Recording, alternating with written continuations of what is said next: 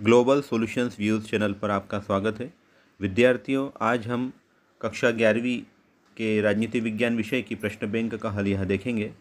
प्रश्न बैंक में 1 अंक के प्रश्न दिए हुए हैं जिनका उत्तर वहीं पर है, प्रश्न बैंक में दिया हुआ है। उसके बाद जो लघु उत्तरीय प्रश्न हैं, अति लघु उत्तरीय प्रश्न, उनको हम यहाँ हल करेंगे। तो विद्यार्थियों, पहला प्रश्न दिया है, नागरिक किसे कहते हैं। नागरिक शब्द अंग्रेजी के सिटीजन शब्द का हिंदी रूपांतरण है जिसका तात्पर्य नगर निवासी है। नागरिक उस व्यक्ति को कहा जाता है जो राज्य के प्रति भक्तिभाव रखता है, जिसे सामाजिक एवं राजनीतिक अधिकार प्राप्त हो तथा जो जनसेवा की भावना से प्रेरित हो। नेक्स्ट क्वेश्चन है, नागरिकता के प्रकार बताइए। तो पहला प्रकार है जन्मजात नागरिकता, दूसरा राज्य प्रदत्त नागरिकता, तीसरा इकरी नागरिकता, दोहरी नागरिकता। तीसरा प्रश्न है, नागरिकता प्राप्त करने का सबसे प्रचलित तरीका क्या है। तो विद्यार्थी, नागरिकता प्राप्त करने की कई विधियां हैं।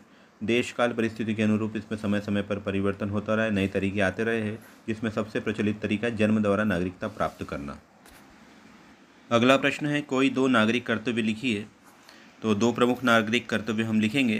पहला, नागरिकों को अपनी बात समाज और सरकार के समक्ष शांतिपूर्ण रखते हुए दूसरे नागरिकों के साथ सहयोग करना चाहिए। और सेकंड लिखेंगे, नागरिकों को अपनी नागरिकता से जुड़े अधिकारों का प्रयोग हमेशा सोच समझकर करते हुए समाज एवं राज्य के हितों के संबंध में चिंतन करना चाहिए। अगला प्रश्न है, मार्टिन लूथर किंग कौन थे। तो मार्टिन लूथर किंग अमेरिका के एक पादरी आंदोलनकारी एवं अमेरिकी नागरिक अधिकारों के संघर्ष के प्रमुख नेता थे। उन्होंने पृथक्करण कानूनों के खिलाफ शांतिपूर्ण और अहिंसक प्रतिरोध का आह्वान किया। उन्हें अमेरिका का गांधी भी कहा जाता है। उनके प्रयत्नों से उन्हें अमेरिका में नागरिक अधिकारों के प्रतीक के रूप में भी देखा जाता है। नेक्स्ट क्वेश्चन है, नागरिक की एक परिभाषा लिखिए। तो सीले के अनुसार हमने यहाँ नागरिक की परिभाषा लिख रहे हैं। नागरिक उस व्यक्ति को कहा जाता है जो राज्य के प्रति भक्तिभाव रखता हो, उसे सामाजिक राजनीतिक अधिकार प्राप्त हो तथा जनसेवा की भावना से प्रेरित हो। विद्यार्थियों, यहाँ प्रश्नों के उत्तर तेजी से बोले जा रहे हैं। आप वीडियो को रोक कर या स्क्रीनशॉट लेकर भी इनके उत्तर नोट कर सकते हैं कॉपी में। अगला प्रश्न है, नागरिक की 2 विशेषताएं लिखिए। पहली विशेषता, उसे सामाजिक एवं राजनीतिक अधिकार प्राप्त रहते हैं। दूसरी विशेषता, राज्य के प्रति भक्तिभाव हो तथा जनसेवा की भावना से प्रेरित हो। अगला प्रश्न है, नागरिकता संशोधन अधिनियम कब पारित हुआ। नागरिकता संशोधन अधिनियम सन 1986 में पारित हुआ, जिसमें यह निश्चित करने का प्रयास किया गया कि किसी भी व्यक्ति को भारतीय नागरिकता तभी प्रदान की जाएगी जब वह देश में उचित प्रकार से घुल मिलकर रह रहा हो। नेक्स्ट क्वेश्चन इज, शरणार्थी किसे कहते हैं। शरणार्थी अंग्रेजी शब्द रेफ्यूजी का हिंदी रूपांतरण है। शरणार्थी यानी शरण में उपस्थित असहाय, लाचार, निराश्रय तथा रक्षा चाहने वाला व्यक्ति विशेष या उनका समूह जो किसी कारणवश अपना निवास मतलब कि घर या देश को छोड़कर अन्यत्र स्थान या देश में शरणागत हो जाता है, वह शरणार्थी कहलाता है। जैसे सीरिया में जंग छिड़ने के बाद वहाँ के नागरिक दूसरे देशों में शरणार्थी बनकर रह रहे हैं, उसी प्रकार तालिबान संगठन द्वारा अफगानिस्तान पर कब्जा कर लिया गया है, उसके निवासी भी अन्य देशों में शरण लिए हुए हैं।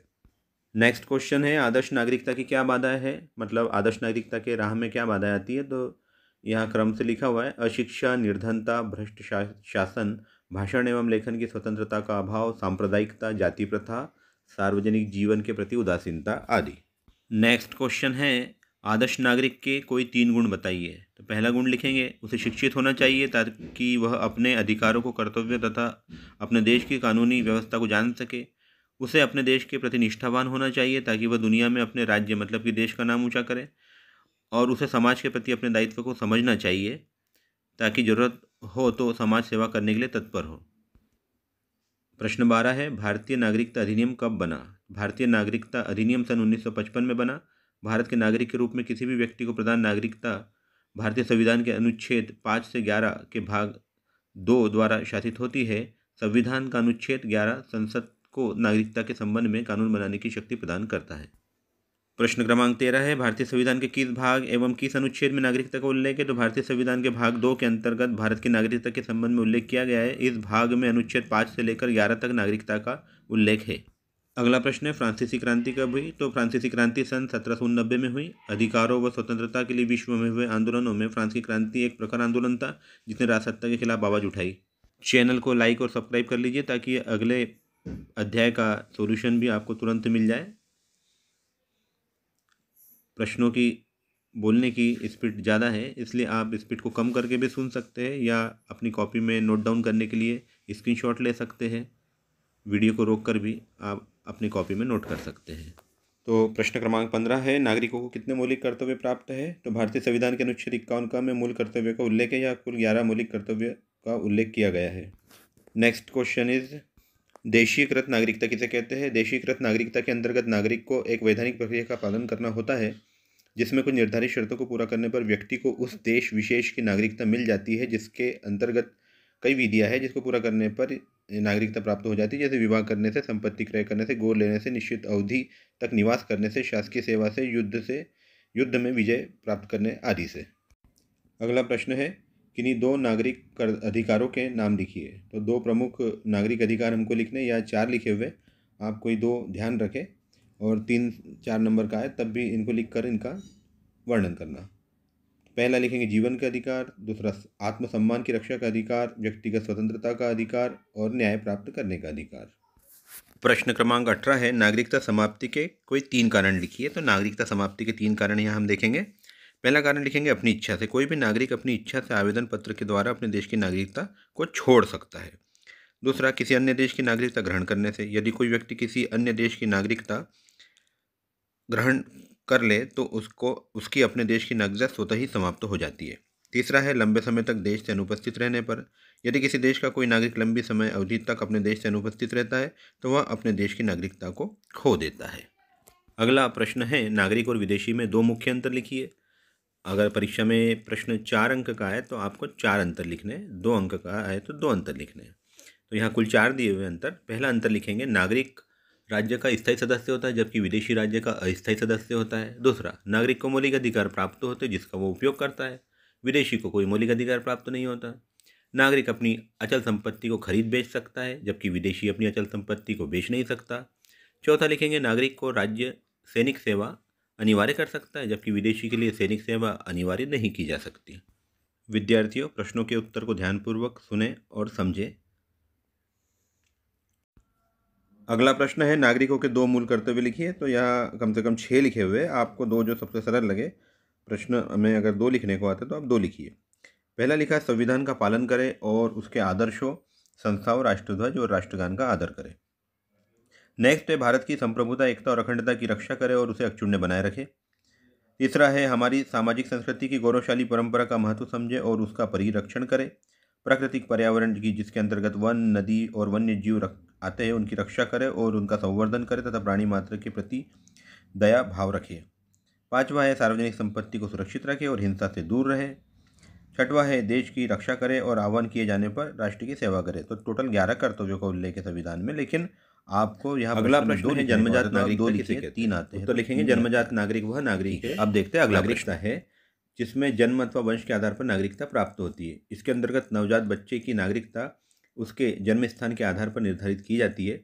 बच्चे का जन्म जिस भी देश की भूमि पर होता है उसे उस देश का नागरिकता स्वतः ही मिल जाती है, चाहे उसके माता पिता किसी भी अन्य देश में क्यों न हो, जैसे इंग्लैंड, अमेरिका, अर्जेंटीना। इसी प्रकार रक्त अथवा वंश के आधार पर भी नागरिकता का निर्धारण होता है। नवजात शिशु मतलब बच्चे को उसी देश की नागरिकता हासिल होती है जिस देश के उसके पिता हो, जैसे प्राचीन काल में यूनान, रोम इत्यादि, और वर्तमान में फ्रांस, स्वीडन आदि। अगला प्रश्न है, वंशानुगत नागरिकता किन्हें प्राप्त होती है? उत्तर है, वंशानुगत नागरिकता के अंतर्गत नागरिकता का निर्धारण नवजात बच्चे के वंश अथवा रक्त के आधार पर होता है। बच्चे को उसी देश की नागरिकता हासिल होती है जिस देश का उसका पिता होता है। प्राचीन काल में यूनान, रोम तथा एशियाई देशों में नागरिकता के निर्धारण का यही आधार था तथा वर्तमान में फ्रांस, स्वीडन तथा स्विट्जरलैंड आदि में नागरिकता का यही सिद्धांत प्रचलित है। पिछले प्रश्न में जो हमने लिखा था लगभग वही इसका पूरा उत्तर है।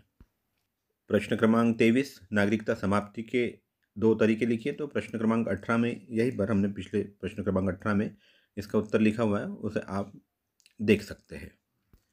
अंतिम प्रश्न दिया है, नागरिकता की 2 विशेषताएं लिखिए।